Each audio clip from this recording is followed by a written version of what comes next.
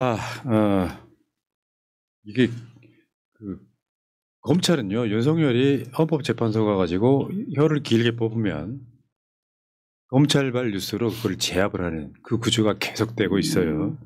근데 어제는 좀 심각하게 나왔지. 그러니까 여러분들은 윤석열 탄핵을 반대하시는 분들은 그런 생각할 수 있어요. 약간 노상훈이 생각이잖아. 사살, 수거, 네. 폭파 이런 게 윤석열이었다는 거야. 그 증거가 드러났죠.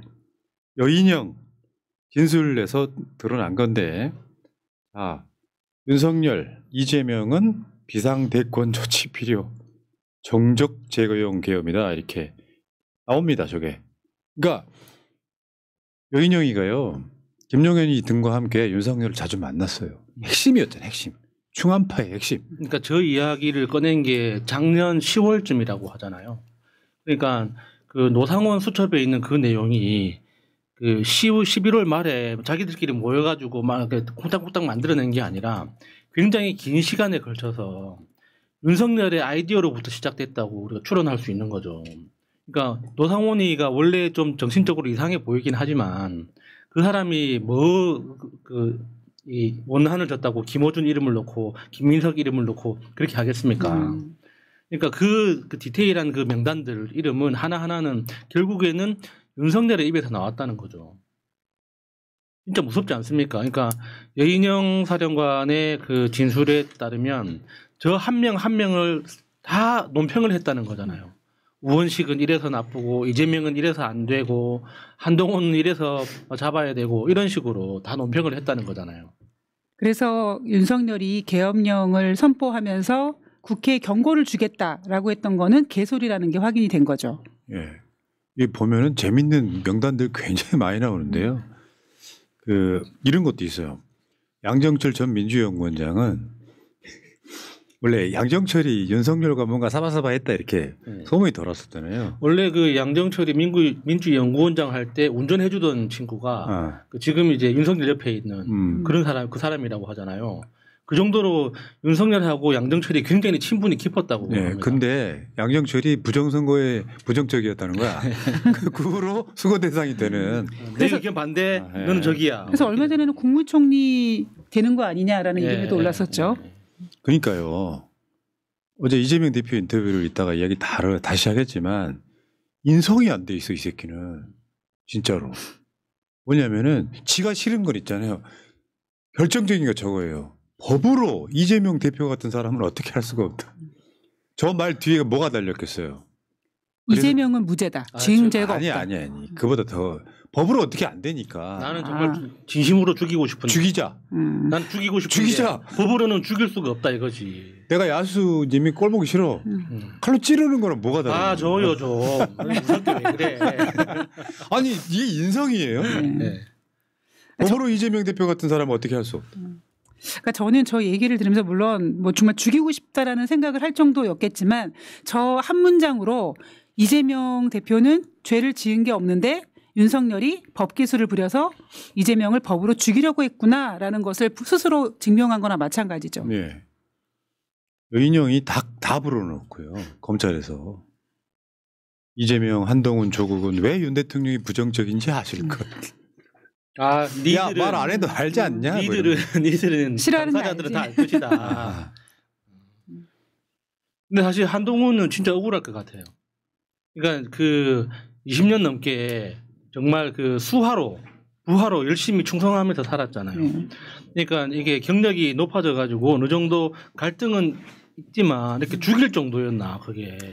생명을 이렇게 해야 할 정도로 나를 미워한다는 게 사실 납득이 잘 안 될 것 같아요. 뭐 이재명이나 조국 대표도 마찬가지겠지만 저기에다가 윤 대통령을 제외하고 김건희를 넣는다면 김건희가 한동훈을 너무 싫어해서 죽이고 싶을 만큼 싫어했다라는 것도 어느 정도 좀 증명이 되는 부분인 거기도 하죠. 하나하나씩 있는데요. 김민석, 이재명 대표와 가깝고 대통령 상대로 정치적 공격을 하고 있다. 종북 주사파의 핵심이어서 죽여야 돼. 김민웅 우리 촛불행동 상임대표의 이유도 있어요. 비슷한 이유로 죽여야 돼.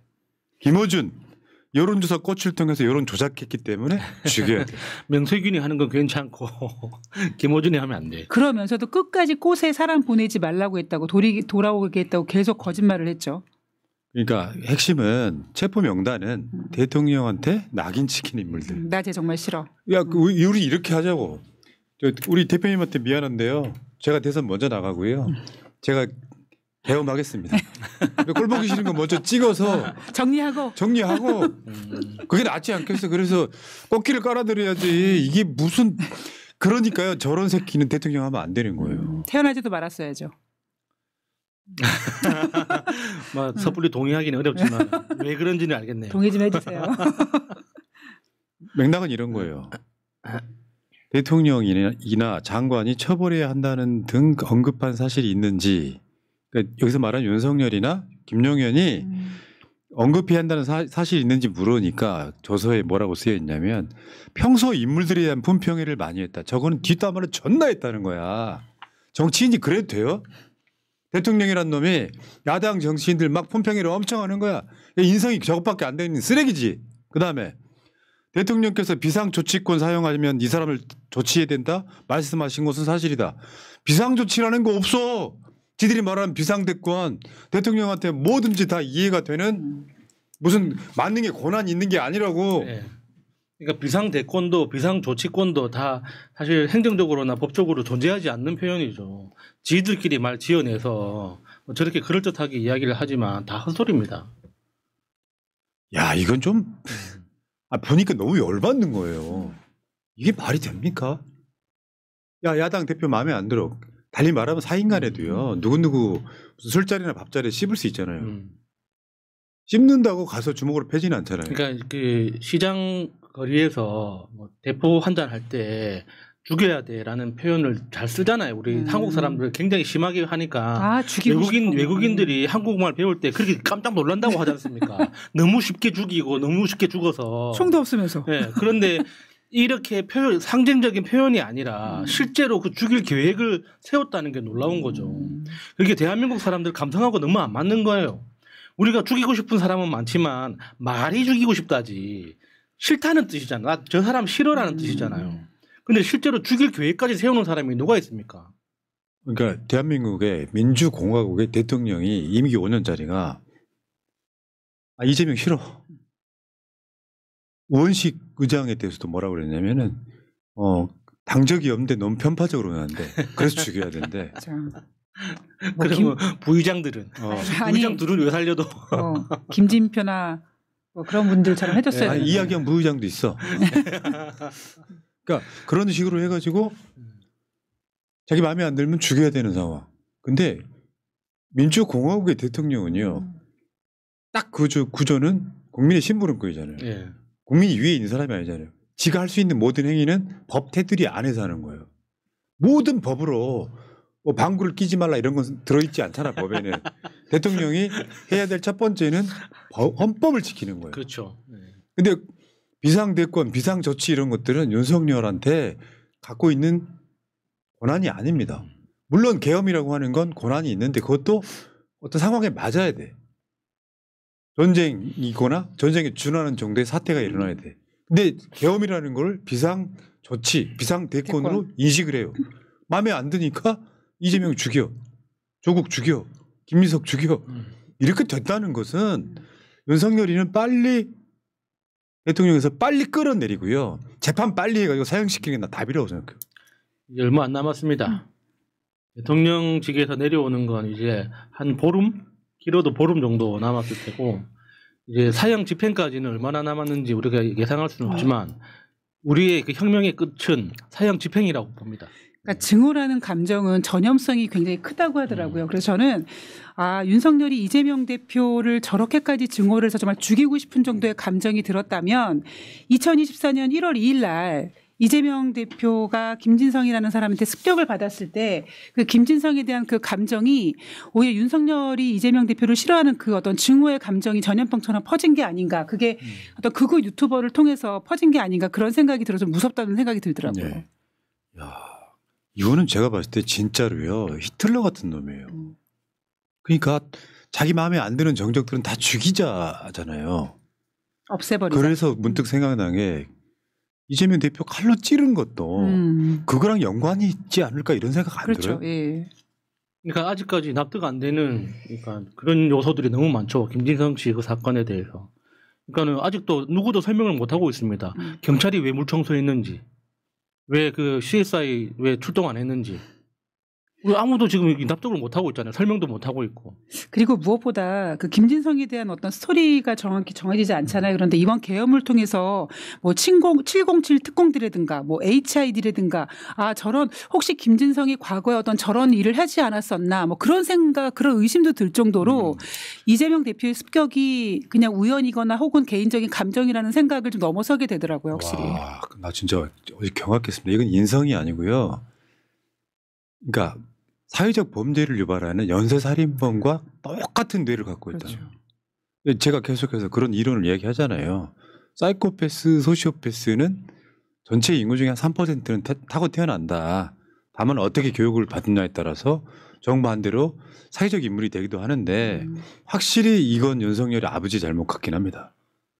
어렸을 때 그렇게 취업했으니 얘가 보고 배운 게 마음에 안 들면 고못으로 자기가 맞았으니까 남은 칼로 찔러 죽여야 되는 거예요. 오죽했으면 그렇게 팼겠습니까? 그러니까 그 두 가지 생각이 충돌하는 거죠. 때려서 키운 게 잘못이다 하는 것과 오죽했으면 때렸을까. 그렇죠. 근데 지금 다들 윤석열을 보면서 두 번째 생각을 하잖아요. 오죽했으면 때렸을까. 예. 자, 노상훈 휘하의 HID 출신 최정예 요원들 이 사람들의 답변입니다. 사살 명령 내렸다. 사실이잖아. 우리가 그 내란 비상계엄이 일어나고 나서 며칠이 지나면서 막 어마어마한 것들이 드러났잖아요. 생각지도 못한 거. 뭐 한동훈 사살해라. 다 사실이잖아요.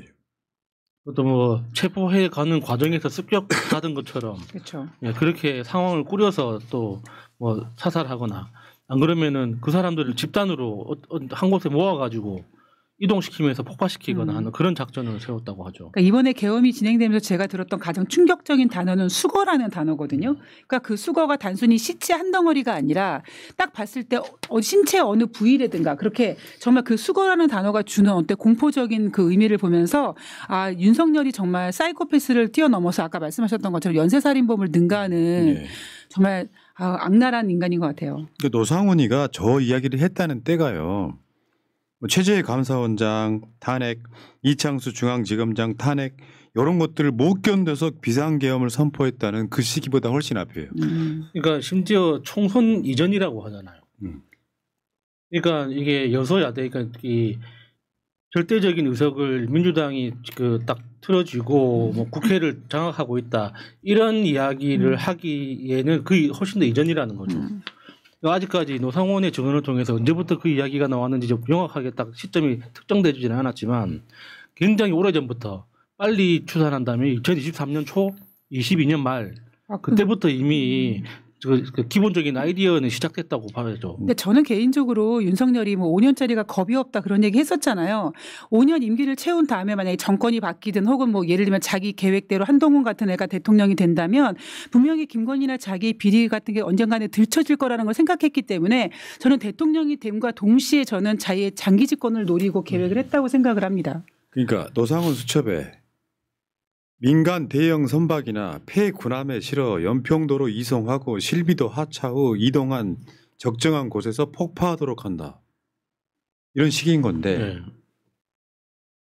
이게 지금 윤석열이가 야당 탓할 상황이 아니라 윤석열이 김용현한테, 김용현이 노상훈한테, 심지어 윤석열이 노상훈을 직접 봤다는 이야기도 있어요. 이건 정신병자 수준을 넘어서는 거야. 연쇄살인범보다 더한 거야. 진짜 나쁜 놈이고요.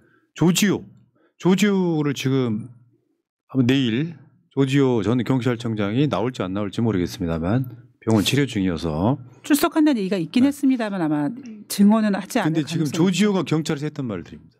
6번이나 전화했답니다. 윤석열이. 조 청장 국회 들어가려는 국회의원들 다 체포해. 잡아들여. 불법이야. 국회의원들 다 포고령 위반이야. 체포해. 그러니까 저 6번이라는 게 며칠에 걸쳐서가 아니라 그 쿠데타 그 3시간 남짓한 그 시간 동안 6번을 전화했다는 거죠.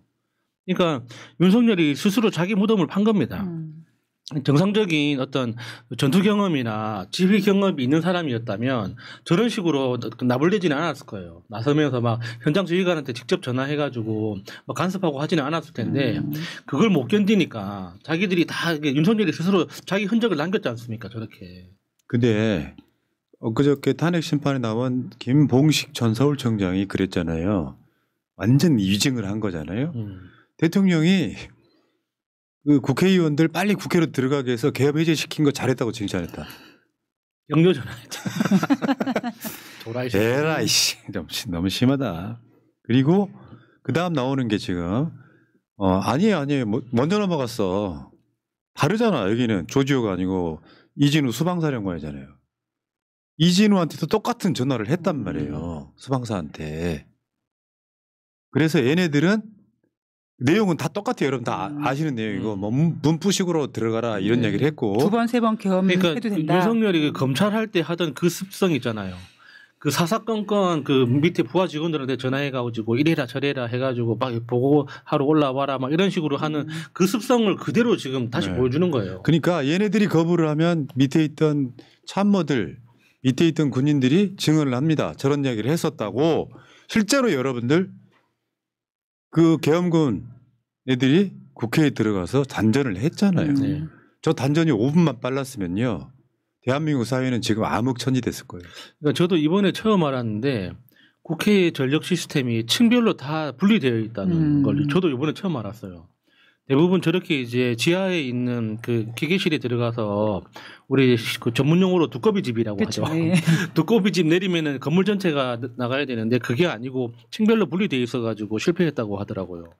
그러니까 저기에 갔던 저 지하에 내려갔던 사람이 그 김현태 그 단장이잖아요. 그 길거리에서 막 눈물 울고, 짜면서 막 예. 이렇게 이야기했던 그 사람이 직접 저렇게 그러니까 계엄 해제된 이후인데도 불구하고 계엄이 해제됐다는 걸 알고 알면서. 내려간 거거든요. 그러니까 저게 더 그 중하게 처벌을 받아야 네. 돼요. 뭐 국회한테 뭐 경고성 계엄이었다, 겁만 주려고 그랬다, 다 다 거짓말이고요. 거짓말이죠. 진짜 탄핵 심판 더 이상 내일로 끝내야지. 더 이상 끌면 안 됩니다. 그리고 지금 그 윤석열 내란 사태에 빅4가 있어. 빅4. 윤석열, 김용현, 그다음 누구야? 이상민. 최상목, 베스트 이상민. 베스트 5예요. 얘들은 내란 수계급이야. 근데 지금 이상민은 최상목은 수사를 안 받고 있는데 어제 이상민 자택 압수수색 했거든요. 단전 단수 누가 지시? 이상민 자택 압수수색. 헤드라인 너무 악랄하지 않아요? 저렇게 하면 이상민이잖아. 단전 단수 누가 지시. 근데 실제로 단전 단수에 관련해서는 707 특임단한테도 명령이 내려간 것 같고요. 네. 못할 가능성에 대비해서 하다못해 야 일반 민간에서는 단전 단수 누가 할 수 있지? 하다가 생각해낸 게 소방청인 것 같아요. 그러니까 소방청이 그러니까 주요 건물들의 설계도를 다 가지고 있거든요. 그러니까 소방청에서 협조를 하면은 웬만한 큰 대형 건물들은 다 단전 단수할 수 있죠. 자, 이런 상황입니다. 윤석열이라고 하는 자, 내가 싫으면 보통 이제 민주주의 정치라고 하는 게 주로 말로 한다고 하잖아요. 언어로 토론하고 네. 반박하고. 그러니까 구구적 주장을 말로 하는 것은 그렇게 큰 문제가 안 돼요. 상식적인 사람들이 봤을 때는 그런 사람들은 좀 모자란 사람 되는 사회니까. 그런데 있잖아. 야당 여러분들 기억하시겠지만은 이재명 대표 지가 총선 완전히 그 참패하기 전까지 단 한 번도 안 봤잖아요. 야당이 올리는 법안마다 다 거부권 행사였잖아요. 그게 다 말로 하는 정치거든요. 그러다가 이재명 같은 사람 법으로 안 돼. 죽여. 이런 미친 놈을 대한민국 대통령으로 지금 우리가 들쳐업고 있는 거야. 빨리 던져버려야지. 그러니까 지금 이렇게 상황이 심각한데도 불구하고 아직까지 그러니까 윤석열이 좋아서 보호하는 건 아니겠지만 국민의힘이 아직까지 윤석열을 옹호하고 있지 않습니까? 그게 이 국민의힘이라는 정당이 얼마나 악랄하고 대한민국의 어떤 국익하고 아무 상관없이 자기들만을 위해서 지금 진행하고 있는 건지 너무 뻔히 보이는 겁니다. 자, 윤석열의 인성은 정말 쓰레기급입니다. 그러니까 어떤 것도 나랑 맞지 않는 사람에 대한 배려와 타협이 없는 자예요. 민주주의 국가에서는 대통령이 아니라 일반 일개 시민으로도 불가능한 자예요. 이런 놈들이 역직선언하고 마음에 안 들면은 죽이죠. 불 지르고 칼로 찌르고 그럴 그렇죠. 거 아니에요. 정말 쓰레기급입니다. 여기까지 하겠습니다.